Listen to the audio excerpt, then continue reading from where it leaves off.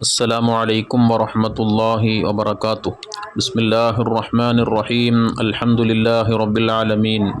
اللهم صل وسلم وبارك على رسولك وحبيبك سيدنا وشفيعنا ومولانا محمد وعلى آله وأصحاب سيدنا ومولانا محمد. വിശുദ്ധ ഇസ്ലാം ശുദ്ധിയുടെ കാര്യത്തിൽ വളരെയധികം വ്യക്തമായ നിർദ്ദേശങ്ങൾ നമുക്ക് നൽകിയിട്ടുണ്ട്. എപ്പോഴും ശുദ്ധിയുള്ളവരായി തീരുക എന്നുള്ളത് ഈമാനിൻ്റെ ഭാഗമായിട്ടാണ് വിശുദ്ധ ഇസ്ലാം നമ്മെ പരിചയപ്പെടുത്തിയത്. അത്തഹൂറു ഷത്റുൽ ഈമാൻ, ശുദ്ധി എന്നുള്ളത് ഈമാനിൻ്റെ പകുതിയാണെന്ന് വരെ ഹബീബ് സല്ലല്ലാഹു അലൈഹി വസല്ലമ തങ്ങൾ പഠിപ്പിച്ചതായി നമുക്ക് കാണാൻ സാധിക്കും. അതുകൊണ്ട് തന്നെ എല്ലാ അവസ്ഥയിലും നാം നല്ല വൃത്തിയിലും വെടുപ്പിലുമായിരിക്കണം ജീവിക്കേണ്ടത്.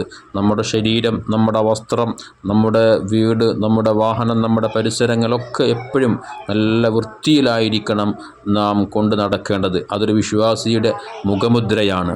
അവൻ്റെ ഉറക്കവും ഉണർവും എല്ലാം ഈ പറയപ്പെട്ട രൂപത്തിലായിരിക്കണം. നബി സല്ലല്ലാഹു അലൈഹി വസല്ലമ തങ്ങൾ പഠിപ്പിക്കുന്നുണ്ട്, ഒരാൾ കിടന്നുറങ്ങാൻ വേണ്ടി പോകുമ്പോൾ അയാൾ വൃത്തിയിലും വെടുപ്പിലുമായിരിക്കണം കിടന്നുറങ്ങാൻ വേണ്ടി പോകേണ്ടത്. അല്ലാതിരുന്നാൽ പല അപകടങ്ങളും അയാൾക്ക് വന്നുപെടാൻ സാധ്യതകളുണ്ട്. അവ ഇല്ലാതെയാക്കാൻ വേണ്ടിയിട്ടാണ് ഈ നിർദ്ദേശം നൽകിയത്.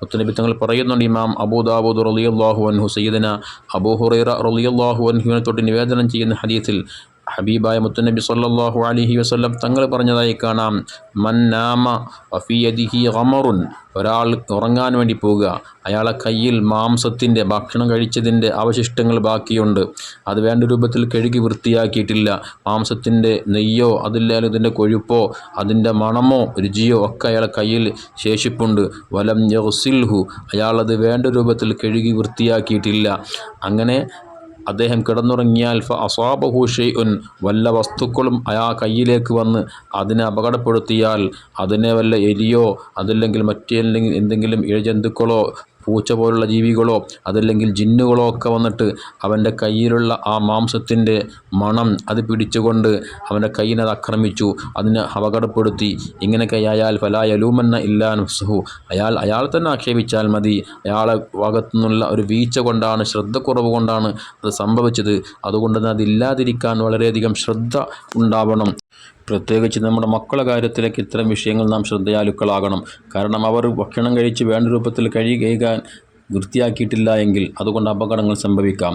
അതുകൊണ്ട് തന്നെ മാംസമൊക്കെ ഭക്ഷിച്ചാൽ അതിൻ്റെ മണം, അതിൻ്റെ രുചിയൊക്കെ പോകുന്ന രൂപത്തിൽ സോപ്പ് പോലുള്ള വസ്തുക്കൾ ഉപയോഗിച്ചുകൊണ്ട് നന്നായി കഴുകി വൃത്തിയാക്കിയിട്ടായിരിക്കണം നമ്മുടെ മക്കളൊക്കെ കിടന്നിറങ്ങാൻ വേണ്ടി ബെഡ്റൂമിലേക്ക് പോവേണ്ടത്.